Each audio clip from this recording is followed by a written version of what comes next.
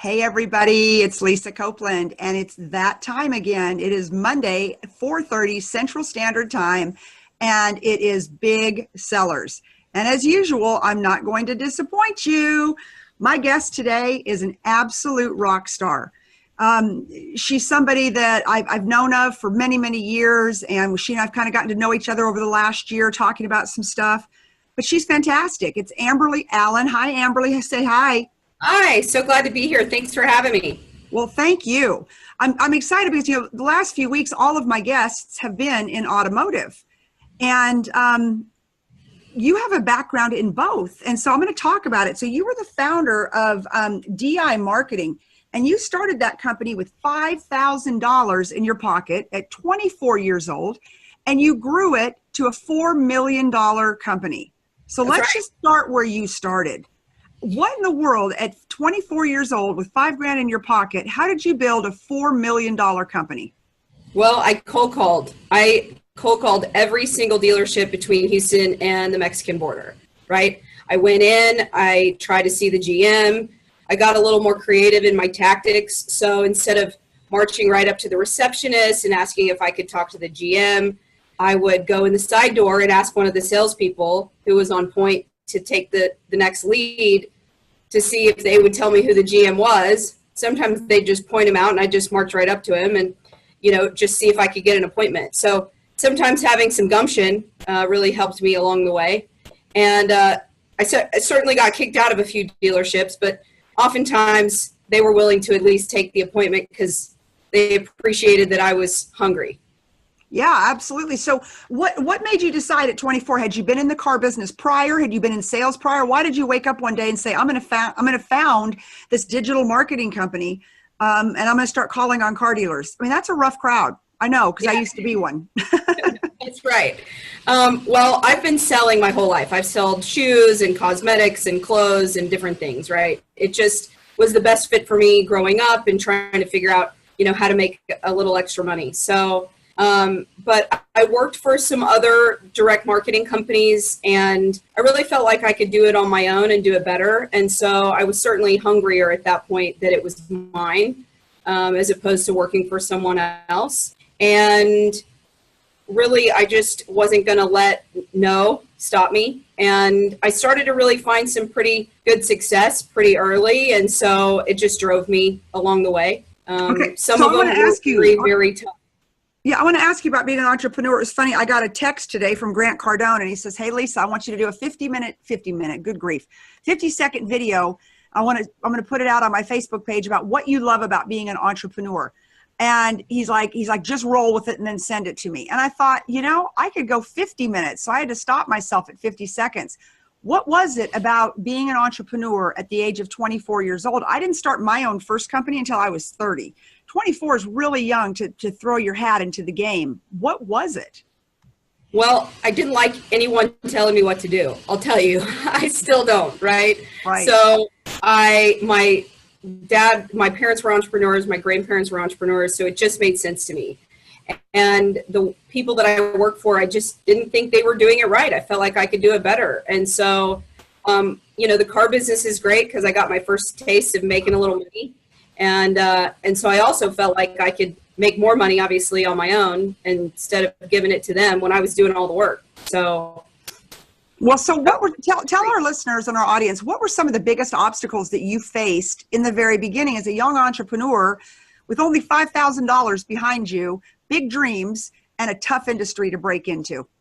Well, I looked about 17, so that didn't help. 17 for the record. Oh, thank you. I love you for that. I appreciate it so much.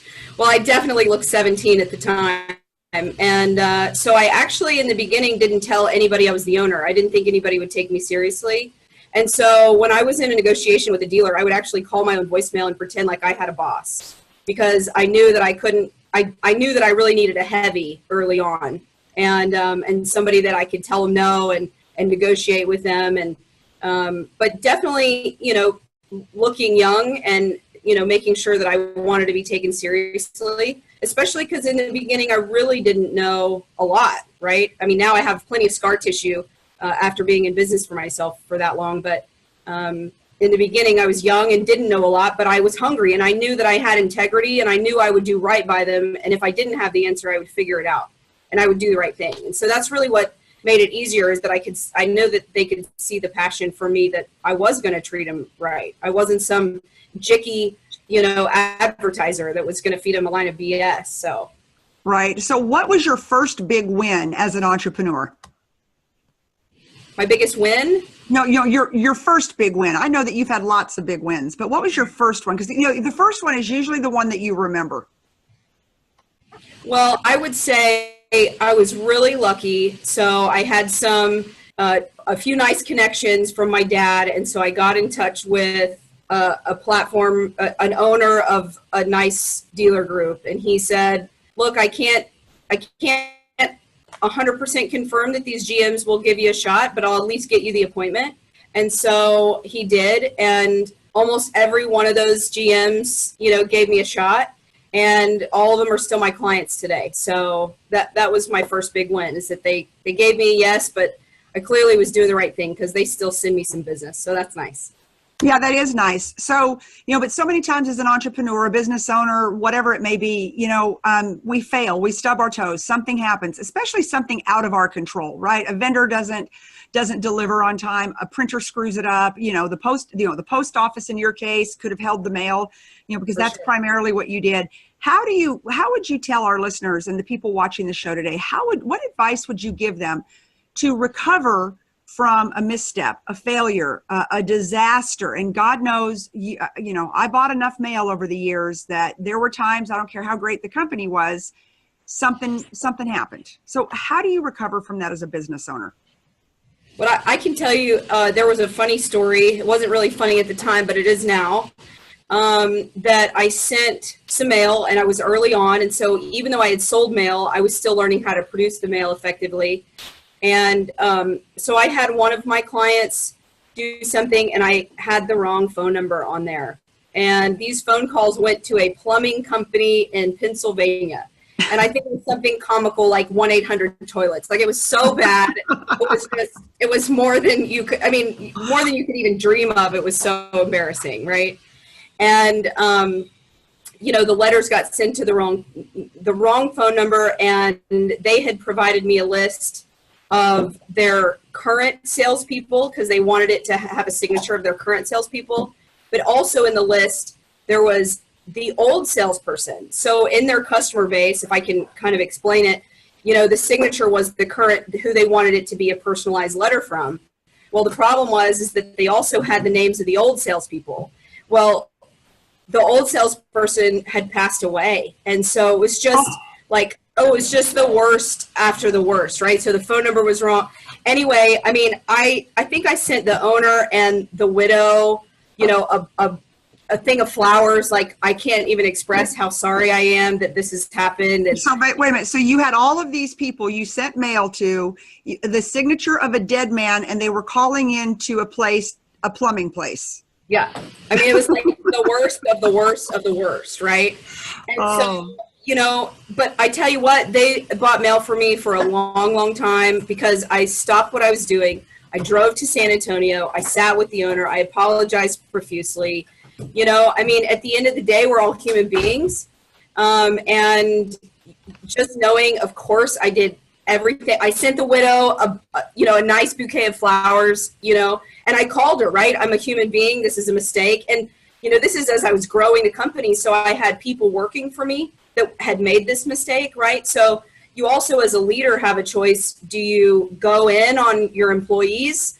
Do you, you're going to get your butt chewed out, right? There's no ands if or buts about it, right? That's coming. But, we just have to know that you're going to make mistakes, right? And they're going to sometimes just blunders. Egg on my face, if you've ever seen it, I'd probably been in business 3 months, and they had trusted me with their advertising, but I made it right. I continued to make it right. I always, they knew that I corrected it immediately. I did everything in my power to make it right. And now we laugh about it to this day, right? Because we never, ever, ever made a mistake on a phone number ever again the next 12 years. And don't you think as a business owner, I can tell you, I can think back when customers would be the most mad at us. And, I think the best way, if you're an entrepreneur, business owner, car dealer, it doesn't matter. I think, first of all, you have to acknowledge the mistake. Then you have to hear that other person out. Like, I got my butt chewed more times than not from customers. Their car broke, it blew up, the paint was bad. I mean, you name it. I've been down every road possible. Sure. But you have to acknowledge and validate their feelings and acknowledge that there has been a mistake, their engine blew up, the mail was wrong, whatever it may be. But then from there, figure out what the path is to solve the problem.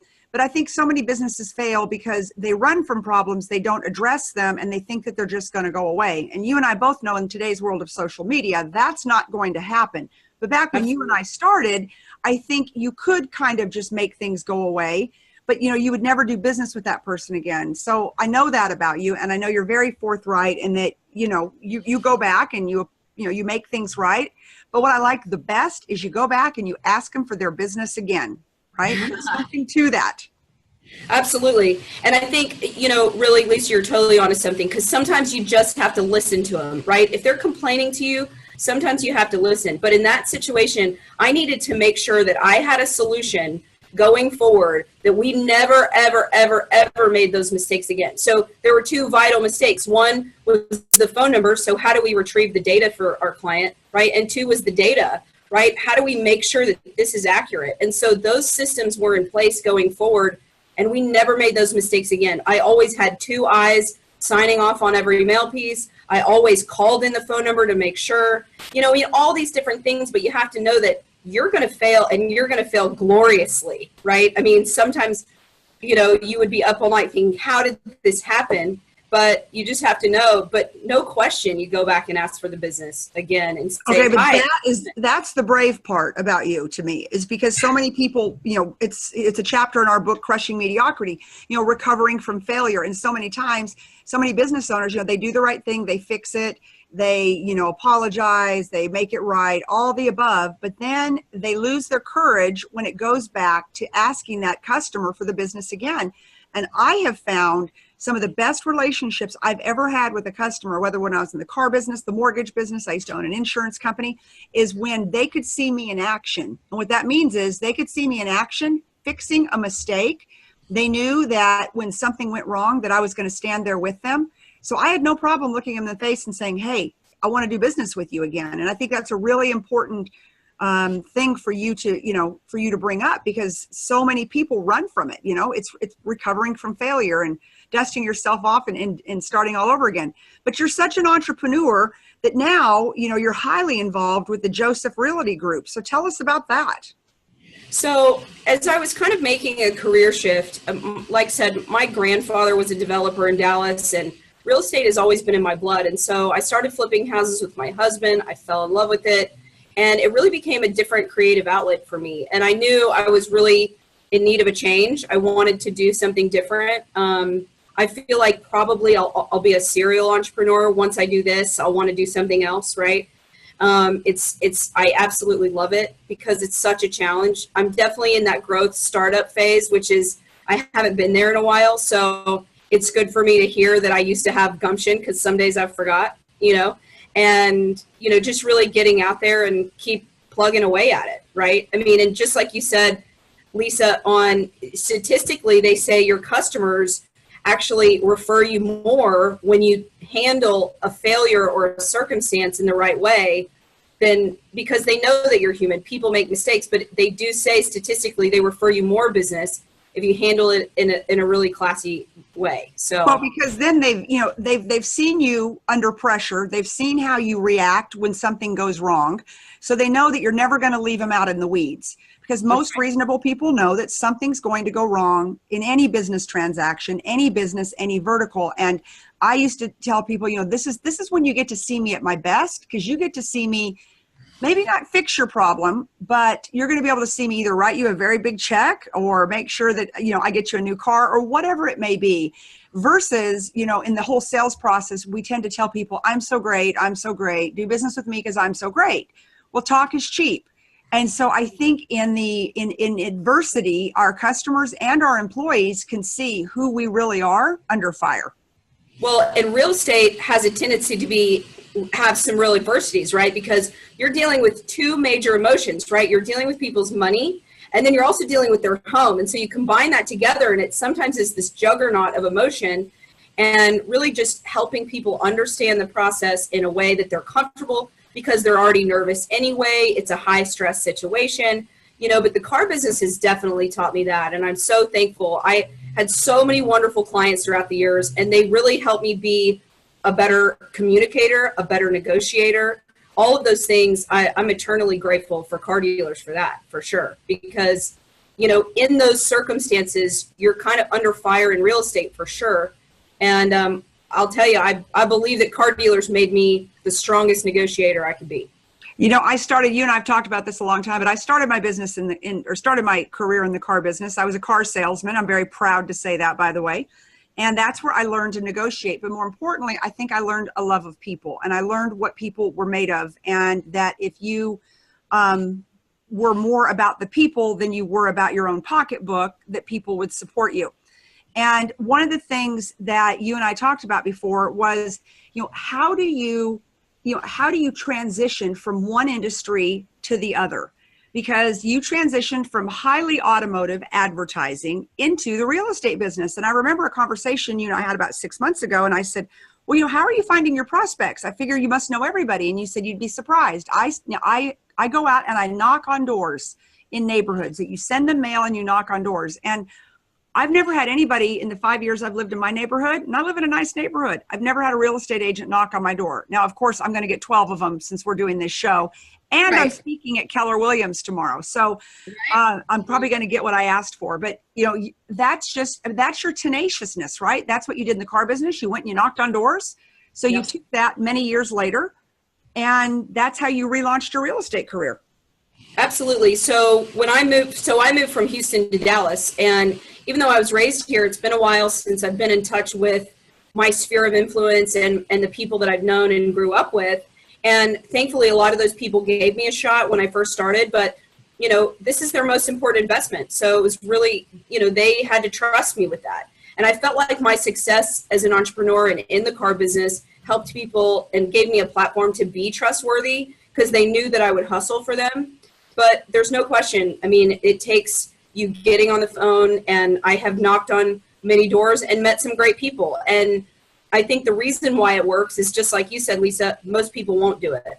And so they go, oh, well, she's different. She's out here. It's 90 degrees outside. She's got flats on. She's got her stuff. She's introducing herself. She's doing her thing. They go, oh, she's worth talking to. Maybe she's a hustler. That I can respect that.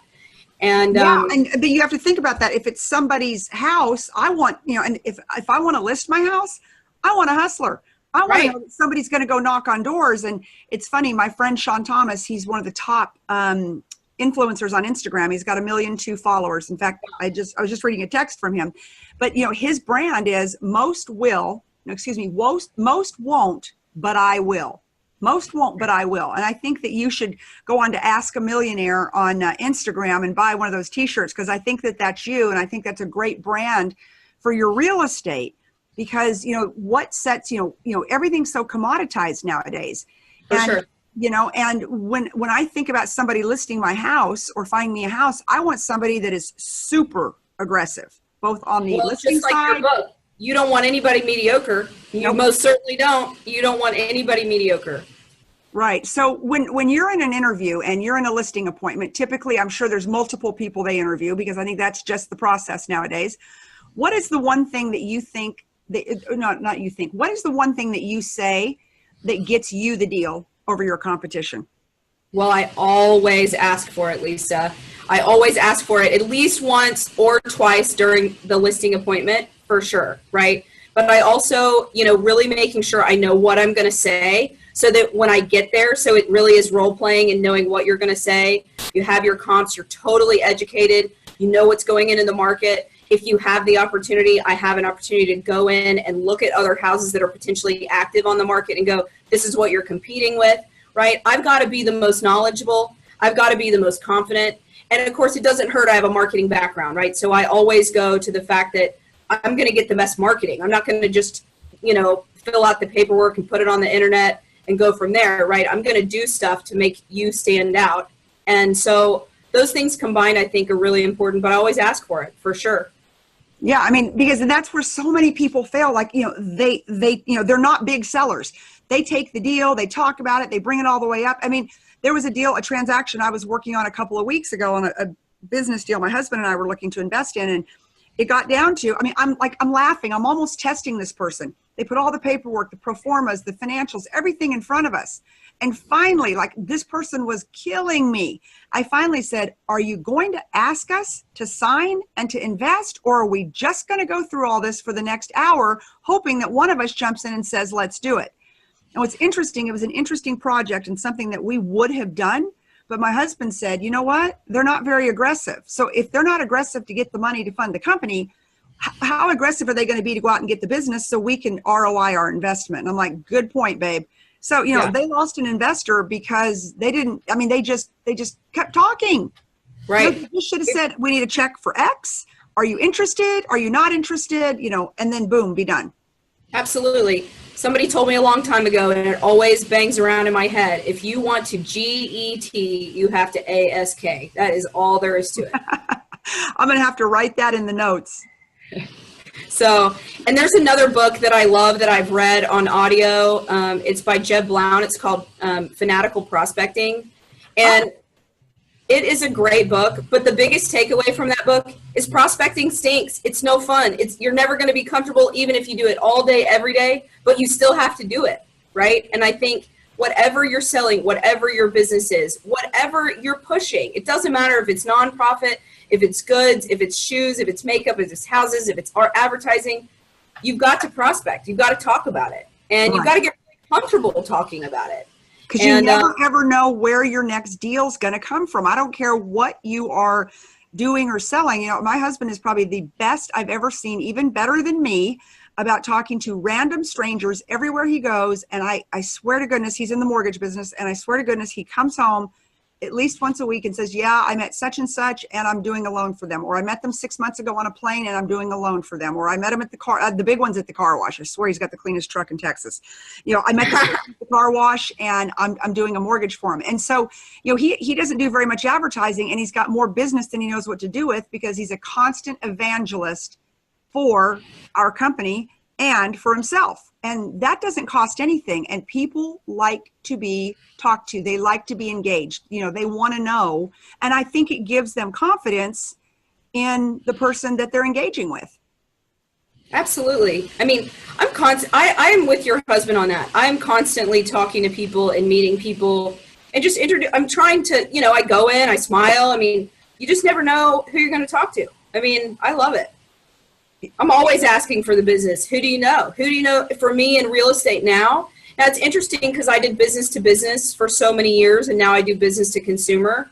And, but really it's no different. Just like you said, it's relationships, it's connection, it's being sincere, and authentic when you're having those conversations, and really having a level of confidence. Like, I know what I'm talking about. This isn't fluff, right? I mean, I sincerely know that I'm the best agent because I know I'm going to do right by them. I know I'm going to negotiate better than anybody else, right? I know that I'm going to be confident in the way that I'm going to get it done. And so I'm always going to make that happen. I mean, it was a fun segue from automotive to real estate. And I love because I get to do both. Well, I know I saw recently you were on my good friend David Cribbs' show and yes. under contract. And, he was just like you. He went from being in the automotive marketing business. He was with David Villa, our other friend, doing a lot, like what your company did. And then he transitioned into real estate. And I just saw him recently in Orlando. And he said, the best thing I ever did is I cut my teeth in the automotive industry. He says, because I'm afraid of nobody. I'm afraid of nothing. And I go out there and I make my intentions known. And I like how he says that. I make my intentions known. Like, I want to do business with you. I want the listing, and I think it serves people like you and him very well, because, in today's world, I think people are probably always trying to beat you guys up on, 3%, 2%, 1% or whatever. And I've always been of the opinion you get what you pay for. 1,000%.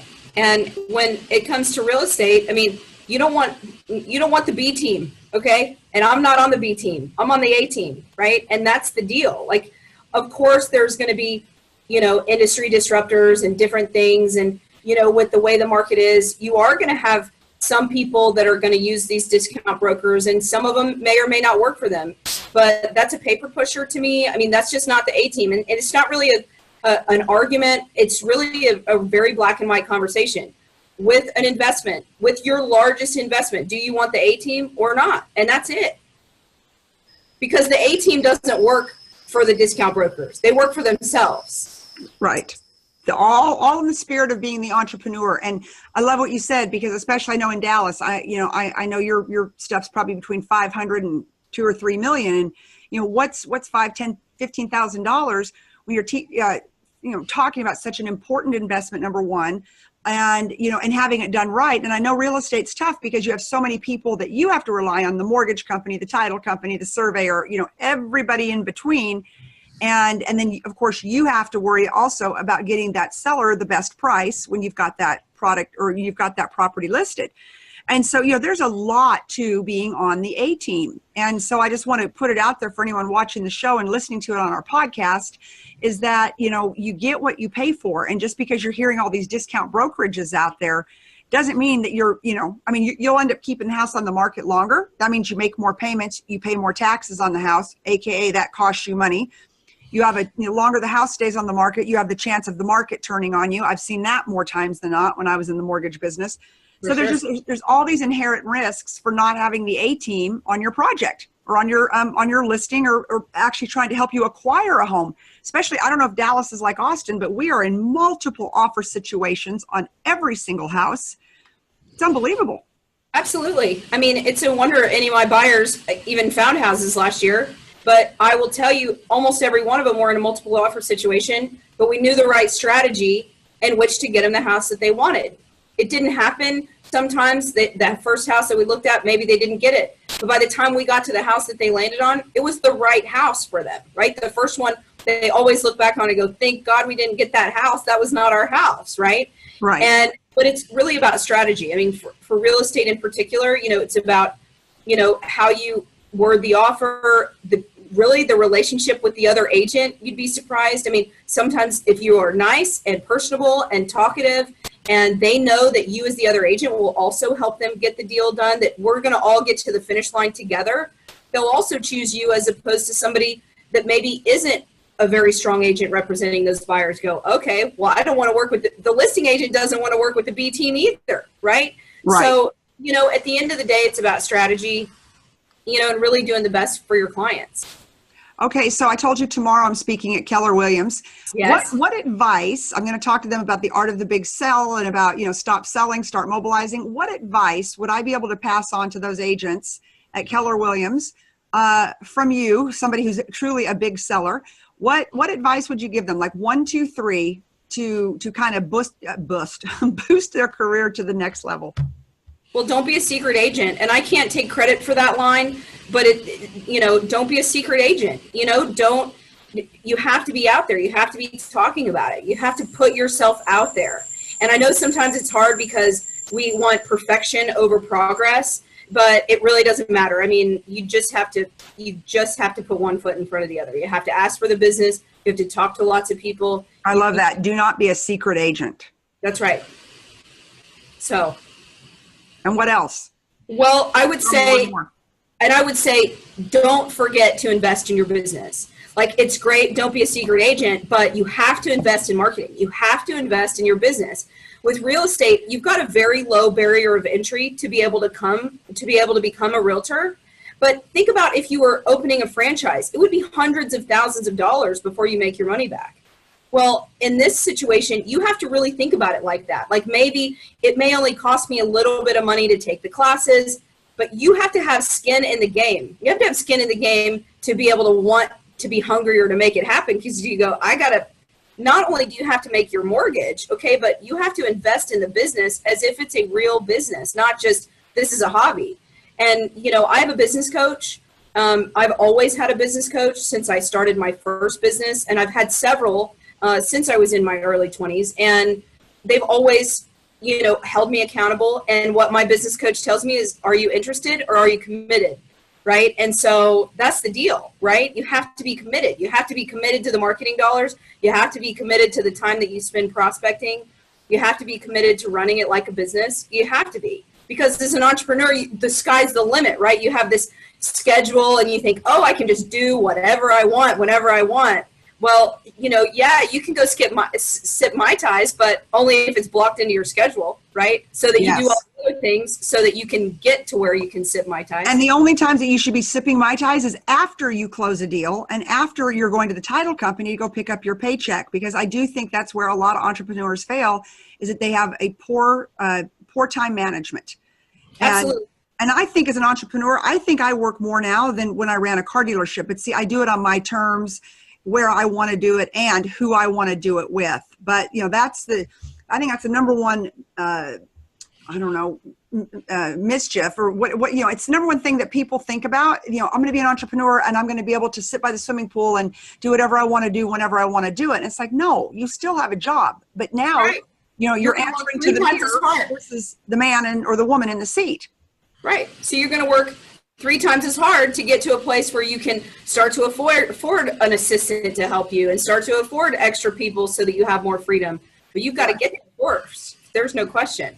Well, our time is up. I cannot tell you how much I thank you for imparting your wisdom and the fact that you are a big seller. You've been a big seller since you were 24 years old, when you very bravely and undercapitalized, I might add, walked into all those car dealers and just told them, you know, the way it was going to be, that you'd handle their marketing. It's funny, I just saw David Tamburo jump on here. Did you sell to the Tamburos by any chance? I did, yes. Yes. Hi, David. Robert Cardosi? Yes, Robert Cardosi, which is, I know how I met you. And I tell David Tamburo all the time, he's my favorite ex-boss. I worked for him, let's see, my son's 27. I worked for him 28 years ago. Wonderful. I was the platform finance director at the Classic Auto Group up in Round Rock. So, awesome. Anyways, it was just fun. I just saw him jump on here. We also use this as